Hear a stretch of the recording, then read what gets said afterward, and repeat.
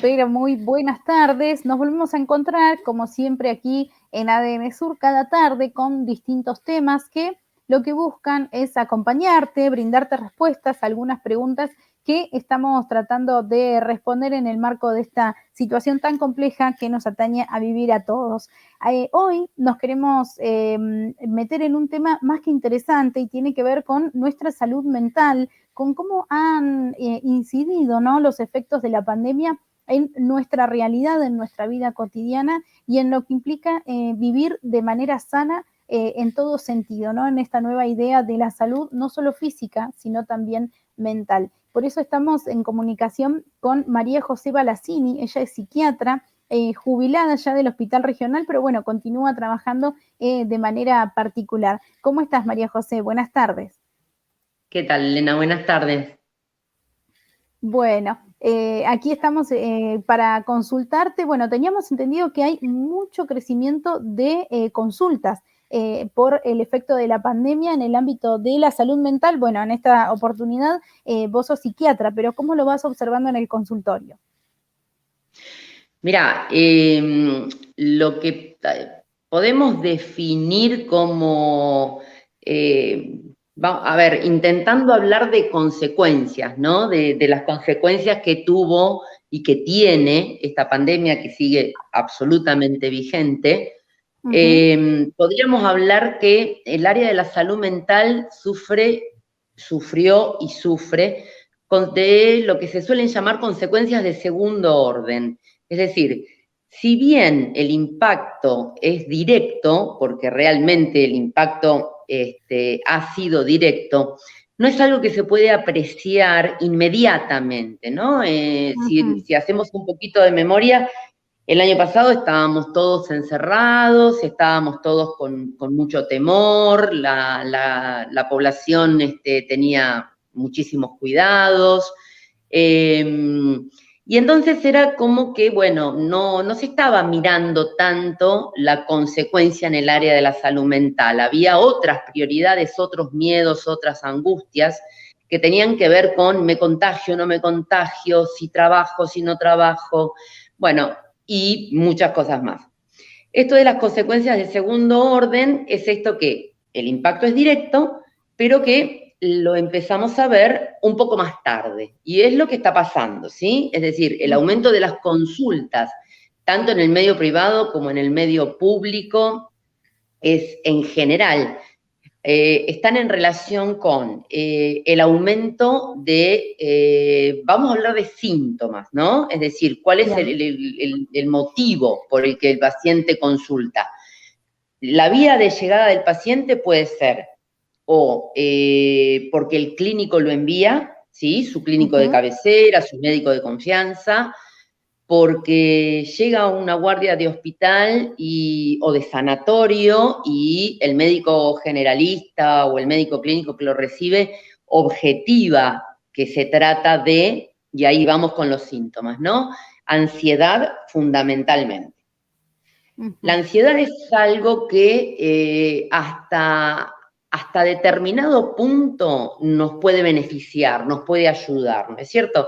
Esa ansiedad que hace que vayamos para adelante, esa ansiedad que hace que tengamos ganas y sigamos haciendo cosas. Ahora, cuando la ansiedad se transforma en algo inmanejable, en algo que nos paraliza, entonces comienza a ser un problema. La ansiedad se mide con mucha sintomatología corporal, ¿no? Que a veces el paciente hasta ni siquiera, el paciente o cualquiera de nosotros no puede explicar, ¿no es cierto?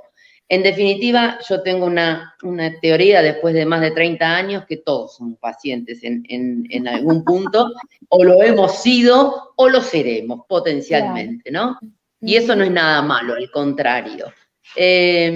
Otro motivo de consulta sumamente frecuente es el trastorno del sueño. A esto nos podemos referir sucintamente diciendo que la pandemia nos ha variado, ¿no? Con todo lo que ha cambiado, nos ha variado muchísimos hábitos. Y bueno, uno de ellos es esto del home office, los chicos virtuales en la casa, han cambiado muchos hábitos de la familia en general. Y bueno, y por ahí el trastorno del sueño a veces tiene que ver con esto de la modificación de hábitos, otras veces tiene que ver con preocupaciones, ¿no? Entonces ahí vamos, preocupación, incertidumbre, círculo vicioso que lleva a generar ansiedad, a generar angustia, a generar trastorno de sueño. Entonces, bueno, un poco los síntomas que predominan en la consulta común, la frecuente, hoy en día es esto, ¿no? Lo que predomina. Tenemos otros también, pero estos son como los que predominan. Y todos vienen post pandemia, digamos, pacientes que por ahí antes, como vos decías, no estuvieron nunca, no hicieron nunca tal vez una consulta, o no se vieron, ojo, en una situación como esta. Entonces, por bueno, todo este contexto los trasladó hasta este momento. ¿Qué hacemos? ¿Qué hacemos en ese? Vamos a la consulta y bueno, ahí ya se hace un trabajo, un diagnóstico, ¿no? Sí, en realidad a eso íbamos con el tema de cómo llega el paciente. El paciente cuando no se siente bien, por alguna razón, lo que fuera que sea, la consulta temprana es elemental. Estamos hablando de alguien que ya cursó un trastorno por ansiedad o alguien que nunca lo tuvo, alguien que alguna vez tuvo trastorno en el sueño o el que nunca lo tuvo. La consulta temprana. Si tenemos médico de cabecera, si tenemos el médico de confianza, entonces vamos a nuestro médico de confianza y consultamos, le contamos. ¿Por qué? Porque es quien nos conoce, es quien nos va a poder decir, bueno, a ver, esto lo podemos orientar hacia tal lugar, podemos evaluar, digamos, hacia dónde va la derivación, porque generalmente el médico nuestro de cabecera, el que nos conoce, nos va a decir, bueno, mira, por ahí te vendría bien ver un psicólogo y de repente, bueno, empezar a conversar sobre estas cuestiones que te afectan, que tal vez, ojo, sea la puntita de un iceberg, ¿no? O sea, vamos por esto y terminan saliendo un montón de cuestiones. Bienvenido sea, si esto puede dar una mano para ayudar. Pero los pasitos serían, nuestro médico de cabecera, si no lo tenemos y no nos sentimos bien, es bueno hacer la consulta. A ver, vamos a dividir entre la urgente y la no urgente. Si uno está en la casa o donde fue en el trabajo, manejando, se puede dar en muchísimas situaciones, ¿no? Y uno comienza a sentirse mal, que las manos se transpiran, que el ritmo cardíaco se acelera, que la boca se pone seca. Bueno, la idea es, eso es un signo de alarma. Y entonces ahí decimos, bueno, a ver, vamos a ver a nuestro clínico, a nuestro médico generalista, a nuestro médico de cabecera. Si esto nos pasa y hacemos, porque esto es una cuestión que demuestra una cuestión ansiosa. Ahora, si esto es más importante, si la sintomatología es más importante y va hacia una situación en la que nos paralizamos, entonces, bueno, hay que concurrir a una guardia. ¿Y qué tiene que hacer el médico que nos recibe? Y bueno, nos recibe y trata de derivarnos. Muchas veces es la consulta psicológica.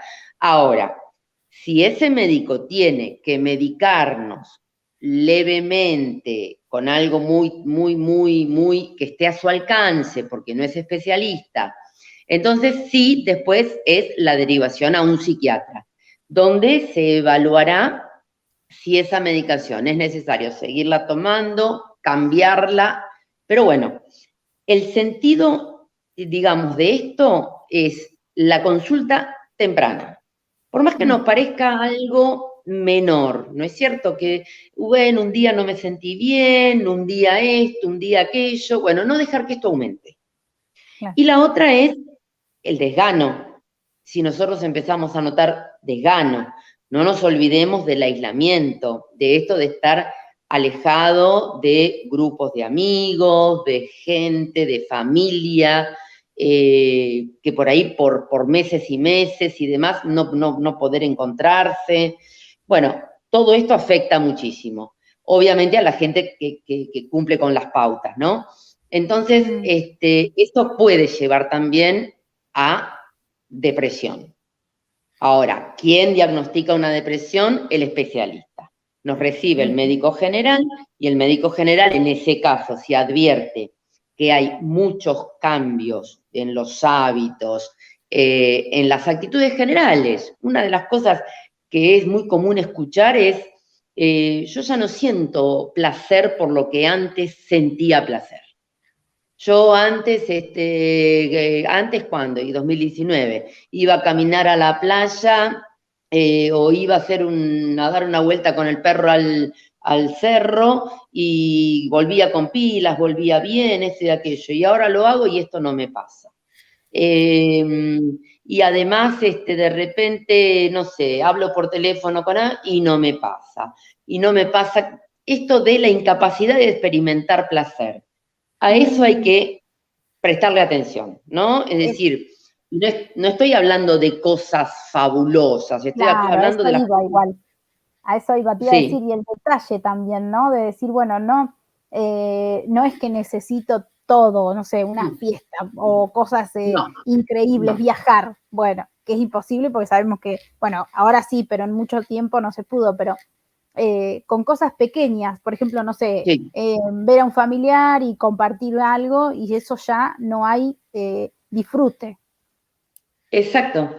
Por eso te nombraba cosas muy simples como esto de caminar en la playa, de dar una vueltita en el cerro, cosas que para nosotros acá en nuestro lugar, por ahí, bueno, a los que nos gusta, por ahí las hacemos, o qué sé yo, o no sé, a ver, alguien que le gusta hacer actividades manuales y de repente se pone a hacer mosaicismo, que fue algo que siempre le encantó, y de repente empieza a pegar los cristales y la verdad lo dejo porque no me interesa, porque no me gusta.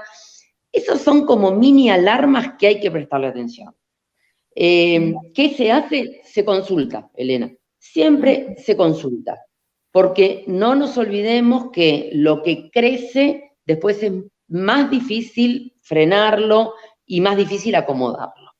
Claro. ¿Se acomoda? Sí. Con ayuda y con tratamiento, mejor. ¿Hay quienes pueden sobrellevarlo solos? Sí, también.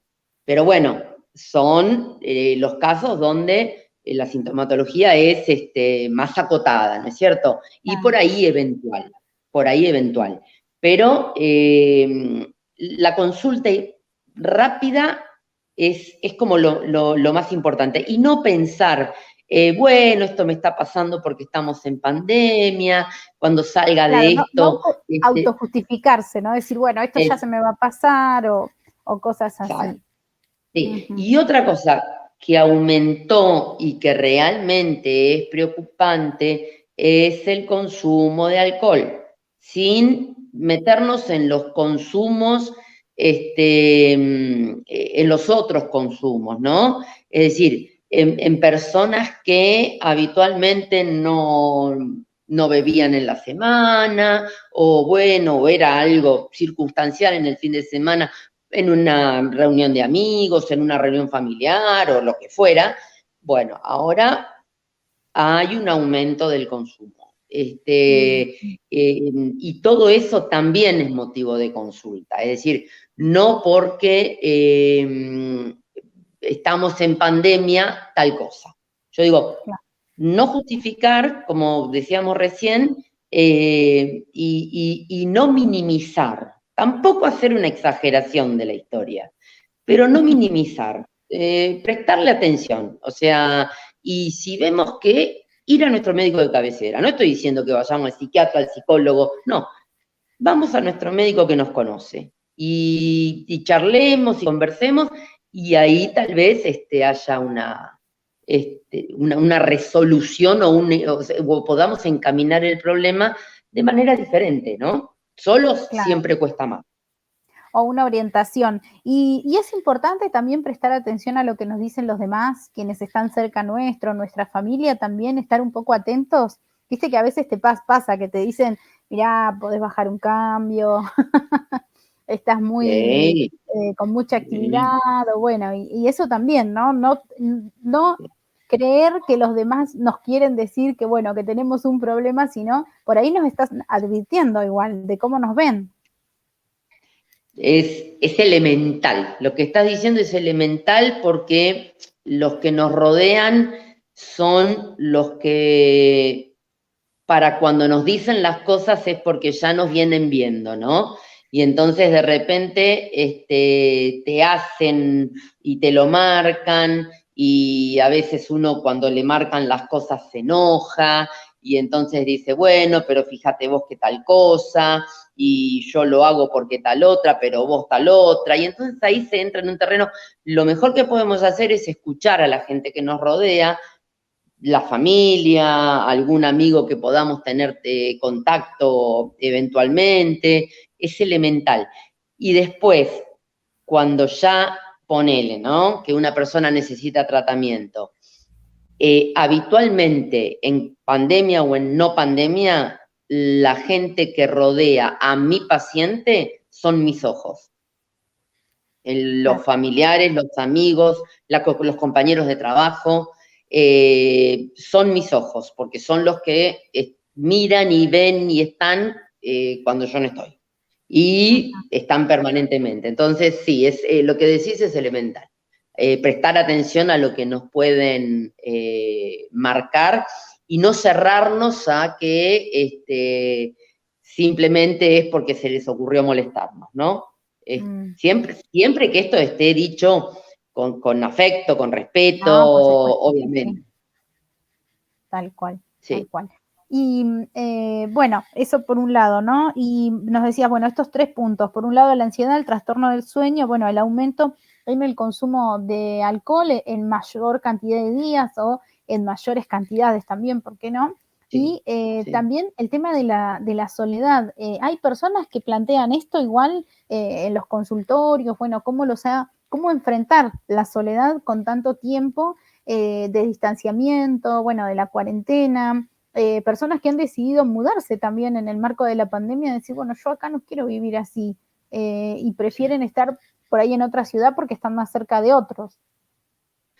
Sí, en realidad, vos fíjate que el año pasado tocó, y por eso por ahí yo te comentaba cuando estábamos conversando antes, tocó que, bueno, yo por ahí tengo varias pacientes que están divorciadas, que tienen los hijos lejos y que viven solas y que no tienen la familia acá, ni la familia nuclear, digamos, ni los hijos, ni nada.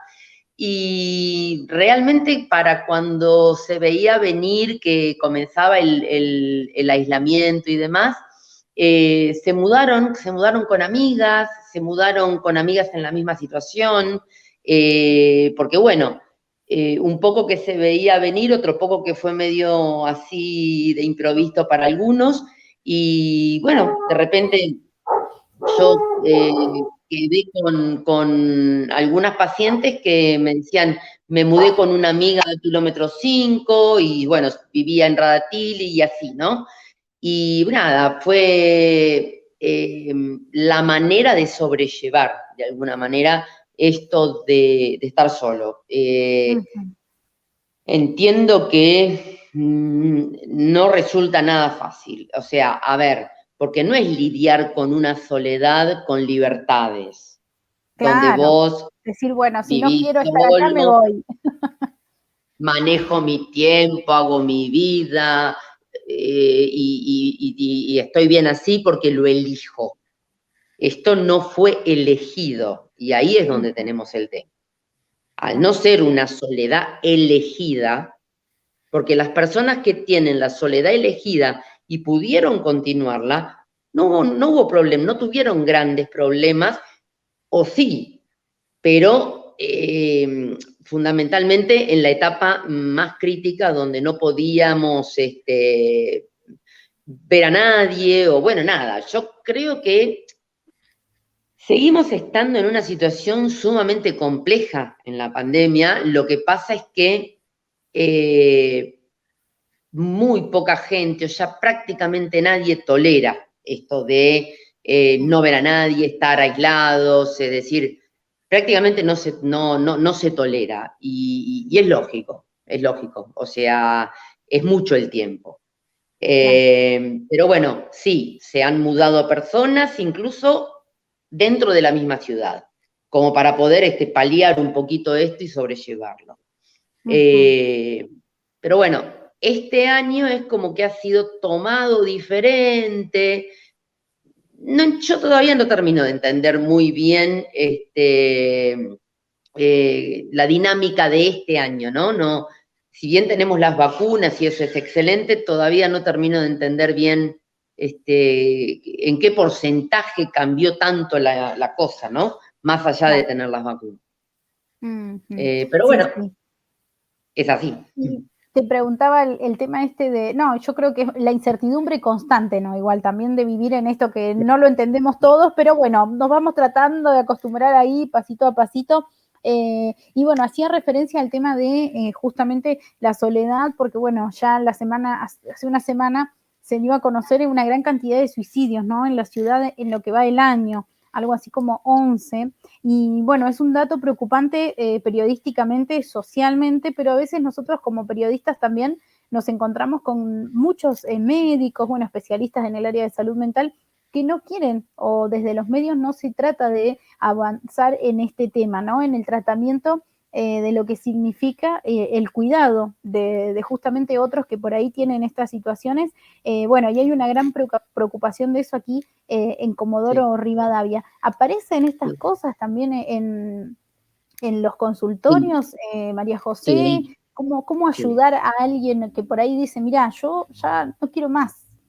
Porque esto también Ujú. pasa, ¿no? Sí, sí, sí. O sea, a ver, como regla básica y general, siempre que se trate el tema va a ser mejor que callarlo. El tema del suicidio no, o del potencial o del paciente de riesgo o de la persona de riesgo debe ser motivo de conversación, debe ser motivo de abordaje. Callarse la boca, creer que porque uno trata el tema aumenta la posibilidad de que haya gente que cae en esta situación es un error absoluto. Aquel médico que dentro del consultorio detecta ideación suicida, fantasías de muerte, que no es lo mismo, pero que uno detecta que hay algo que no está bien y no las aborda, es un error absoluto. Todo debe ser conversado para poder, y en el consultorio abordado, por supuesto, para poder tener una idea de si ese paciente, esa persona está en riesgo, ¿no es cierto? Es decir, porque si está en riesgo y nosotros nos damos cuenta, podemos hacer algo. Si nosotros no nos damos cuenta porque no lo queremos abordar, porque también puede pasar que no nos demos cuenta, ahora, si no nos damos cuenta porque no lo abordamos, ahí hay un doble problema, ¿no? El tema debe ser tratado, no debe ser ocultado nunca. A ver, en el consultorio es una consulta, lo fue toda la vida, Elena, no es que Claro. estamos ahora con esto que es algo nuevo, que apareció nuevo. Ninguno de los síntomas que enunciamos y que estuvimos charlando son algo nuevo, ¿no es cierto? Siempre fueron los motivos de consulta más frecuentes, ahora aumentaron. Y esto de la sensación de hastío, de la sensación de no doy más, de la sensación de esta manera no quiero, es bastante común. Realmente no es el motivo de consulta más frecuente en el consultorio. No estoy hablando del hospital, es otro punto, Claro. ¿sí? La guardia del hospital, que este hospital que a ver, con todo lo que es, no sé cómo decirlo, sin no expresar mi devoción por el hospital, porque siempre es así. Pero bueno, este hospital, la Guardia de Salud Mental, y esto hay que decirlo, es una guardia que desde hace ya muchos años tiene un psiquiatra, un psicólogo y un trabajador social de guardia activa. Te imaginarás que si tenemos un lugar, y yo siempre digo lo mismo, si me pasa algo, lo que fuera, en el área que fuera, pero en salud mental, que es lo que yo conozco, me llevan al hospital. Igual yo siempre hice la broma de que ahí tenía algunas influencias y podía llegar a tener mis contactos. Y elegir por lo menos alguna cosa. No, mentira, no. Ari me entregaría porque realmente la gente que está es buena, es muy formada y sabe lo que hace. Pero bueno, retomando con esto, la ideación suicida o la fantasía de muerte. ¿Cuál es la diferencia? La ideación suicida generalmente consta de un plan. La persona puede contarte o no de qué manera, cómo, cuándo. Ahora, la fantasía de muerte es bastante más común y es esto de preferiría estar muerto para no afrontar todo lo que hay que afrontar. Claro. Y acá se nos entran a mezclar unas cuantas cosas, ¿no? No es solo el efecto pandemia, es el efecto pandemia en todos los aspectos, económico, social, la pérdida de empleo, es decir, hay demasiadas cuestiones en juego y ahí es donde yo hago un gran paréntesis y digo, ojo con el consumo de sustancias, lleva en muchas ocasiones a caer en esta situación de pierdo el control, no tengo control sobre lo que estoy haciendo y corro riesgos, ¿sí?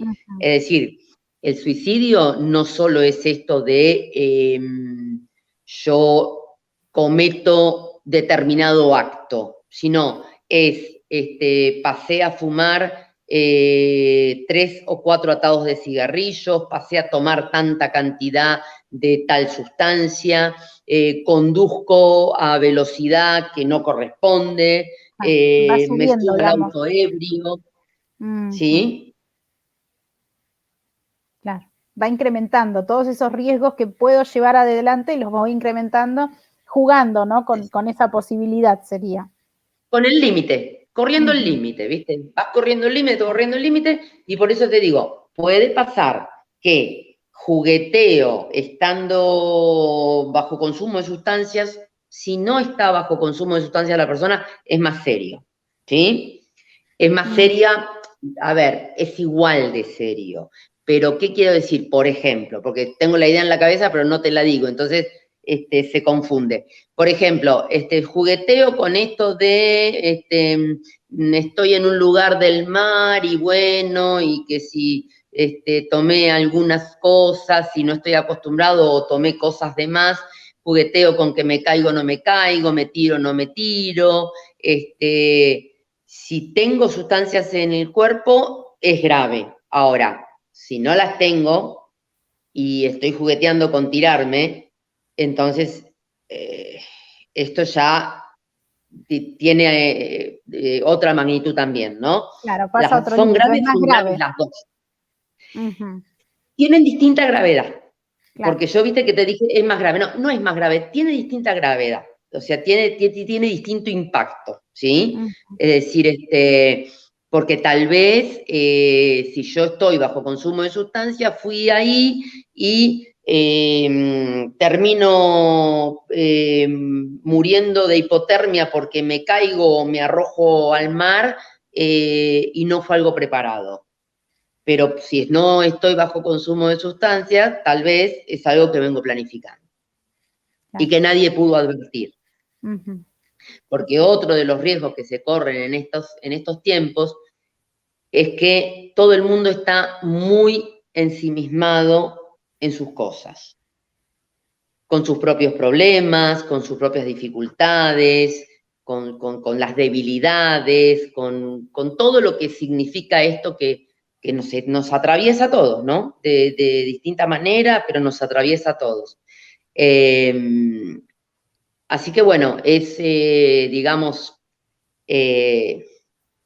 para no descuidar, para tener en mente y para estar atentos, ¿no? Si Claro, para nadie abrir un advierte poco más los nada, ojos. sí, sí. Claro, intentar cuidarnos también entre todos, porque bueno, por algo somos Sí, seres sociales, María José, si exactamente. no, seríamos individuales y bueno, todo sería capaz más fácil, no lo sabemos. No Bien, sabemos. bárbaro. Bárbaro, María José. Bueno, la verdad, muy interesante cada uno de los temas, ¿no? Para seguir trabajando también, teniendo un poco de idea y de conocimiento. Uno lo sabe, pero siempre quiere hablar con quienes son los especialistas y conocen y tienen un poco de tiempo para brindarnos a nosotros y poder desarrollarlo para compartirlo con la audiencia. Así que, María José, te agradezco tu tiempo y bueno, seguramente volveremos a molestarte y hablar en el futuro. ¿Te parece? Me encantó, la verdad que me encantó y bueno, nada, para lo que se pueda ayudar, acá estamos. Bien, bárbaro. Muchísimas gracias y hasta la próxima. Hasta la próxima. Ahí estábamos con María José Balacini, bueno, ella es psiquiatra ya jubilada del Hospital Regional, con esta entrevista, ¿no? ¿Cuáles son los efectos de la pandemia? Que no podemos decir todavía post pandemia porque la estamos atravesando. Nosotros, como siempre, nos volvemos a encontrar mañana a las 4 de la tarde. Hasta la próxima.